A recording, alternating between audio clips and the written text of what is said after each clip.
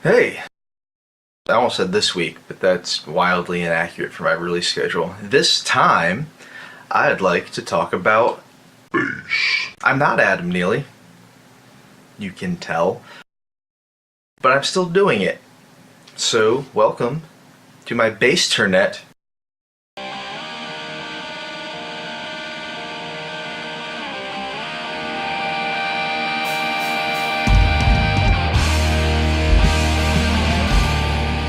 So, a fair question to ask is, who is this asshole? He is a guitar player. Why is he telling me about my four-string thing?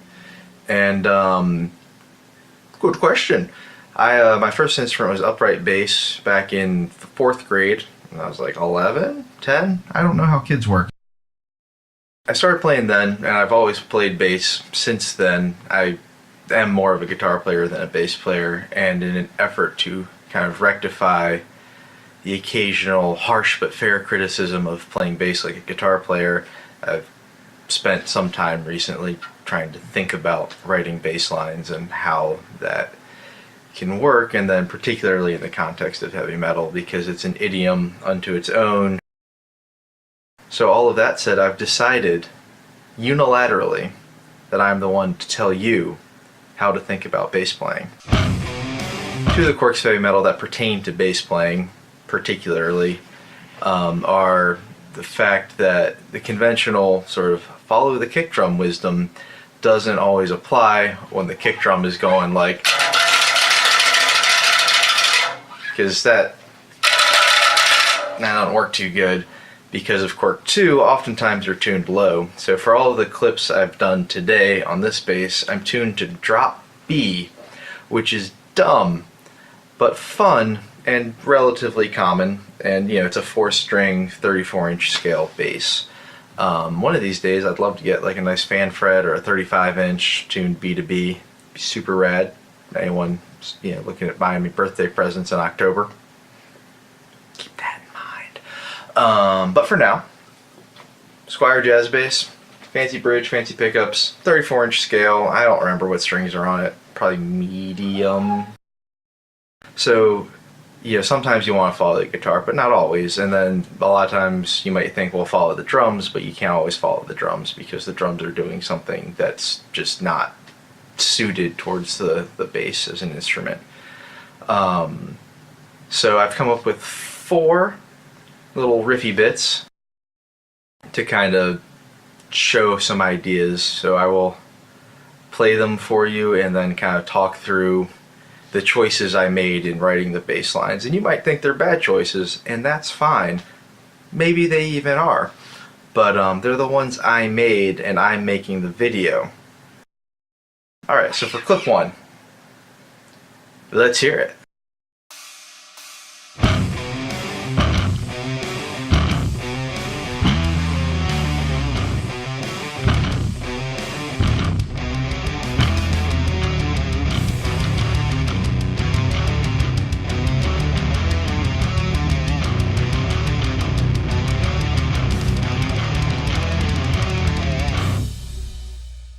So clip 1's kind of like it feels like an intro, right? And the bass and drums are pretty locked together for most of it, which I think works well for that kind of groove.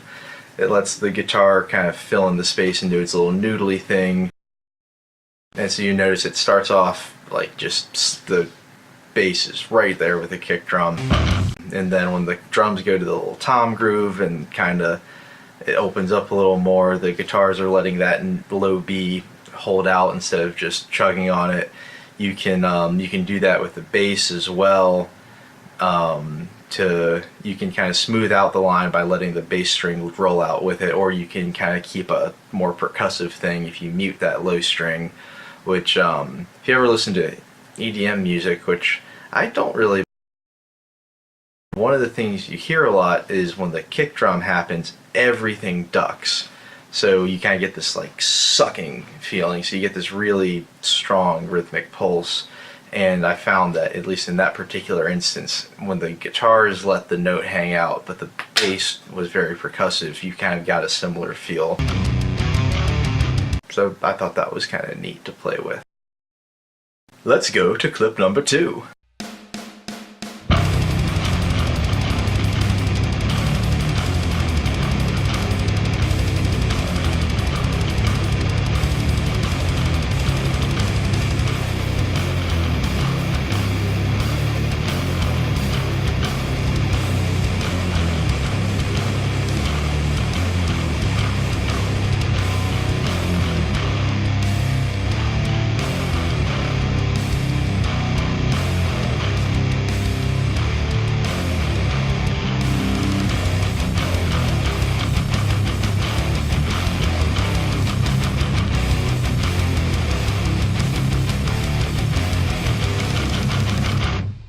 So in clip 2 is kind of what I was talking about, where the drums are playing something that it's just not great for the bass to play. You know, you could go like,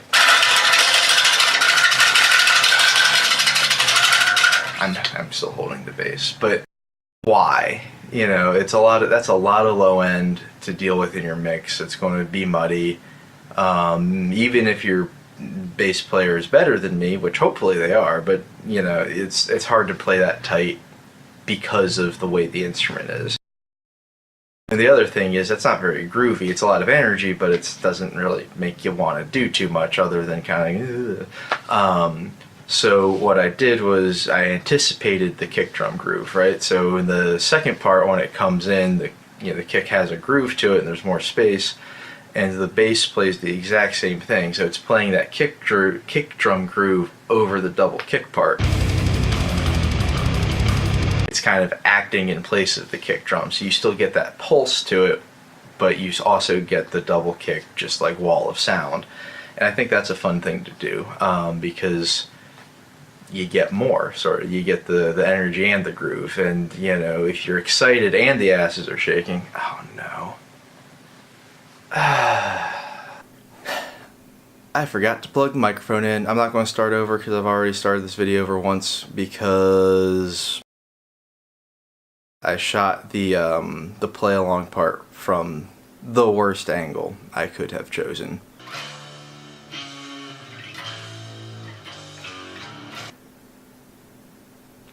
So yeah, it's kind of like well, you can have your cake and eat it too. You can have the super gnarly bass drum and the super groovy bass guitar at the same time, because no one says you can't.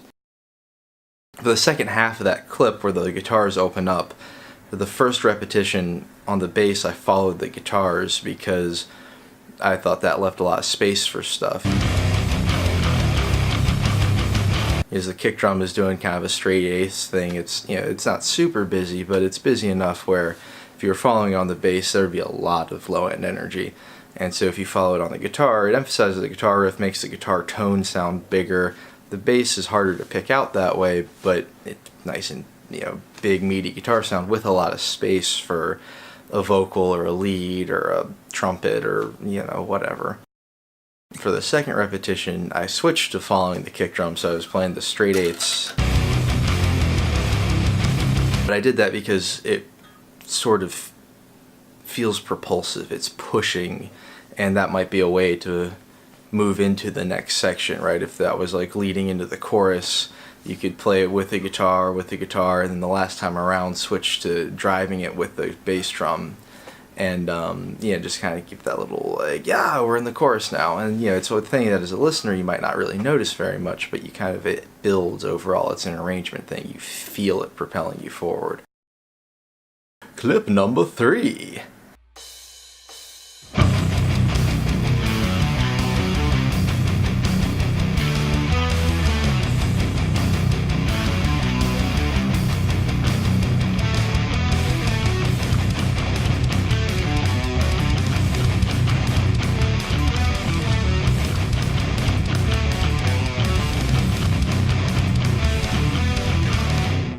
Because the guitar is playing along with the kick drum for the first half of the riff, and then it has that little kind of spacey melody.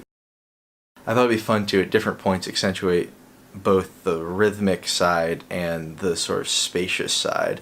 So the bass starts out, the first like 2 notes or 2 beats or whatever with the kick drum, boom, but then you let that hang, and that kind of tells you that, you know, it's not a click, click, bap, bap, bap. It's more of like a whoo, there's stuff happening.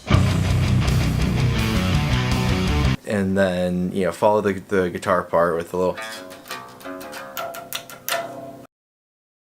When the guitar does the little arpeggio thing, I've just played the root notes, but I play it kind of in a mid octave, so it's a little higher up, so the bass kind of jumps out that way. And then, you know, same part again, and then I play the chord, you know, the roots of the chord in the lower octave, and with a kind of a driving, you know, following the kick drum thing, and putting, you know, suddenly dropping that octave, you hear that low end fill out. You feel that, if you're live or you have a good sound system, you feel that more viscerally. And then the eighth notes kind of drive you forward, and then you get to like the D beat part. And again, the D beat thing, that's like, yeah, you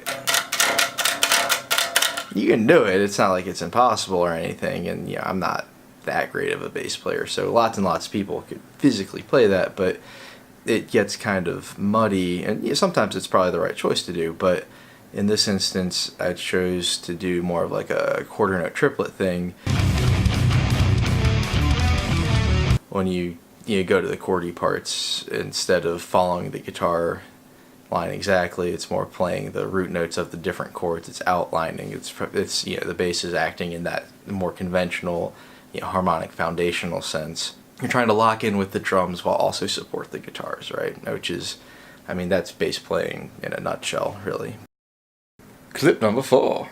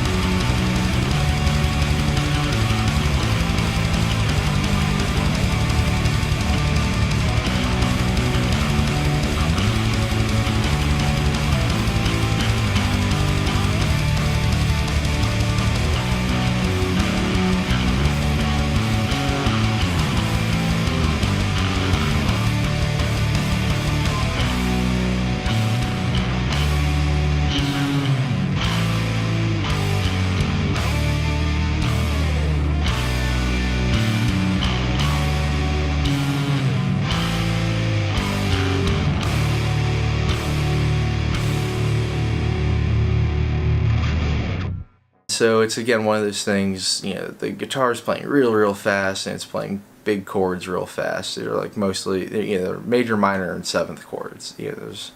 So it's not crazy chords. They're not like super gnarly jazz chords, but there's a little bit more to them than often you find in heavily distorted guitar. And then the drums were just going nuts. So to start with, just to kind of keep the energy up, just kind of followed the guitar, but a little bit slower, right? I let the kick and the guitar subdivide the rhythm. Instead of playing 16ths, I was playing 8ths. Very, super easy. The drums calm down a little bit, so there's a little more room to kind of, they go to the D beat thing, so it's like, it's still frenetic, but it's fewer individual hits. And so to kind of just keep the pulse going, I switched to quarter notes and drop that octave, because boom, energy, quarter notes, you're just kind of pushing it forward. And then it switches abruptly to 6/8, which is maybe not a thing you would actually want to do, but I thought it was fun. And it's a tricky transition, but once you get a hang of it, I think it's kind of cool. But to help the listener get it, because the guitars are playing the same thing again, but in 6, and it's hard to hear the difference. And the drums are kind of they're playing the same thing again in 6, but it's hard to really hear the difference because it's just fast. So the bass, let's do a strong 6/8 feel, the 1, 2, 3, 4, 5, 6. And then once that's been established and the drums kind of like smooth out and just more of a straight ahead pattern, then that's where you can kind of start filling in the chord structure a little bit more. And it's simple stuff, but but you'll note as the drums get less complicated, the bass kind of starts to do a little bit more and more and more to kind of fill in that space and then give you more just information about the chord. And then when the guitar starts hitting big open chords, you start arpeggiating it.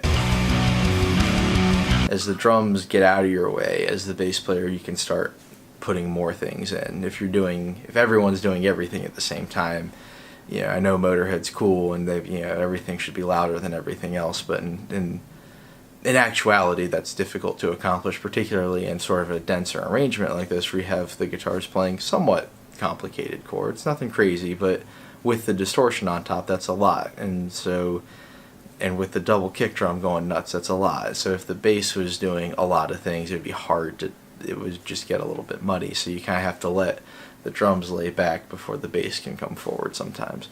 But it's good to do more than just like hit root notes, because one, you get kind of tired of that, and two, you can, as the bass player, you can really say a lot. You can, accentuate, like that one chord I go up and, or hit the seventh,